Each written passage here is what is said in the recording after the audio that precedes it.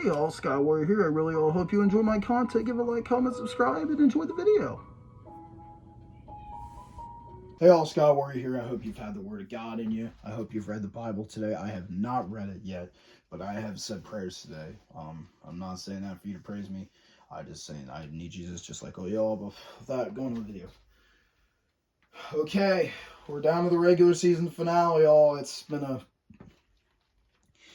I'm not going to lie, it's been a very roller coaster season for the Cincinnati Bengals. I don't have a whole lot to say except the fact the defense is underwhelmed. We've had kicking problems all year, and our offensive line, once again, is a below average unit. With that being said, you don't want to hear about the season we've had. So the Bengals, yes, the Cincinnati Bengals have one more game to go in the regular season. They're at Pittsburgh on Saturday Night Football at 8 o'clock. Oh boy, it's going to be a big one. I'll give you my score prediction as well at the end of the video. But let's just talk about this, get into details about it. Okay, so if you've all saw, the Cincinnati Bengals need these three things to happen to get into the playoffs to go to Buffalo. They have to beat Pittsburgh on Saturday night. They need the New York Jets to beat the Miami Dolphins. Miami playing in cold weather is not very good for them. And plus, I hear no Tua, so we should be able to do that. And then they need the Kansas City Chiefs, with most of their starters resting, to beat the Denver Broncos. If those three things happen, the Cincinnati Bengals can get into the playoffs. Now, I posted a video a couple days ago, a week or so ago, I don't remember how long, of how the Bengals can still win Super Bowl 59, and I still believe that, but it starts Saturday. If you win on Saturday night, the Bengals keep their playoff hopes alive for Saturday night. But you lose, it doesn't matter. You have to win this game. It's going to be tough. Pittsburgh, they got a great defense. They've shut down the run last time we played them. If the Bengals can get 75 rushing yards against this defense, I think we have a really good chance of winning. Just going to be quite honest, TJ Watt's going to get home once. He's so hard to contain. But you can't let TJ Watt take over a football game, because if you do, it's going to be a long night offensively for you. You have to find a way, somehow, some way, you have to be able to contain TJ Watt. And hope and pray that the kicking situation is fixed, because you might have to kick some field goals in this game. This isn't going to be a shootout. It just isn't. I think the Bengals are going to get the win. I think they win 26-20. I think I gotta be realistic with how good Pittsburgh's defense is. But Pittsburgh is still going against the best offense in the league. Best receiver in Jamar Chase. T. Higgins, if he stays healthy, he's probably a 1,300-yard guy. Chase Brown, who didn't start a game until week 9, and he just made the alternate to the Pro Bowl. He would have been a Pro Bowler if he would have started much earlier. But yeah, let's take a look what we got going into this game. Pittsburgh wants the North. The Bengals.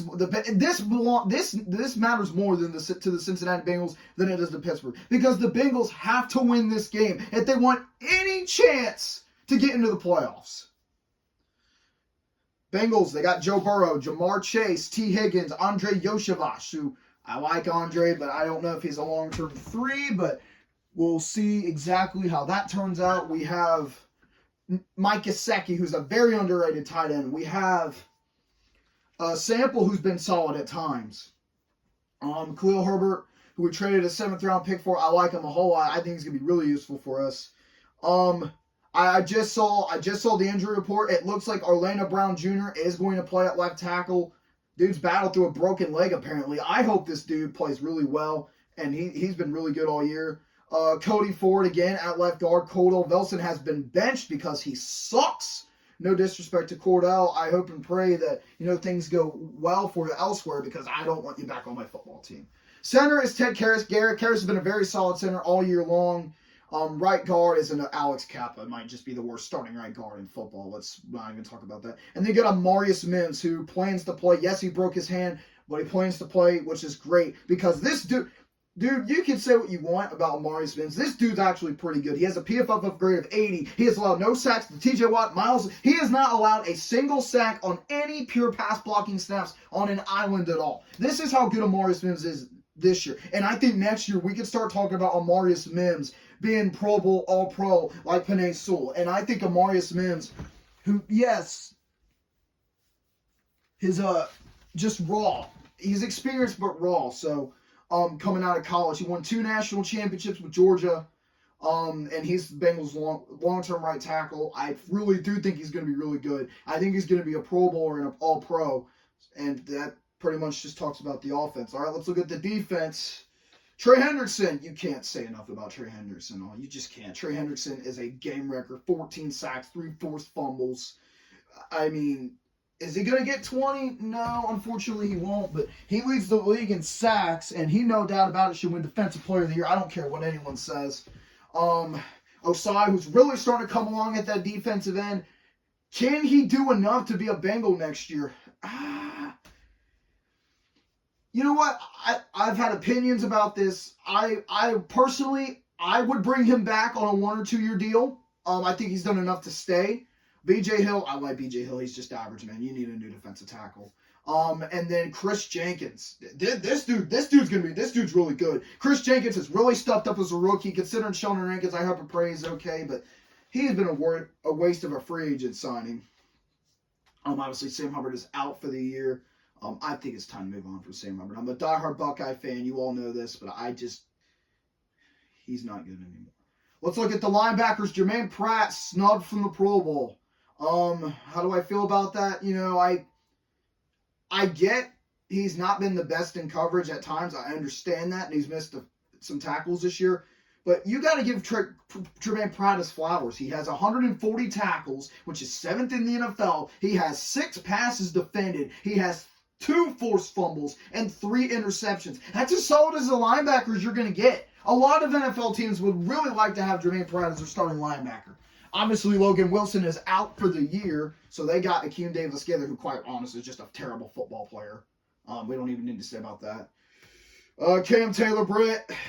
You know how I feel about Cam Taylor-Britt. He has been the worst starting corner in football. He's given up over 1,000 yards in coverage and 14 touchdowns allowed. Yes, he has 4 picks and a pick 6. Yes, he has 19 passes defended. You know what you could have done better, Cam? Not give up so many freaking touchdowns and yards!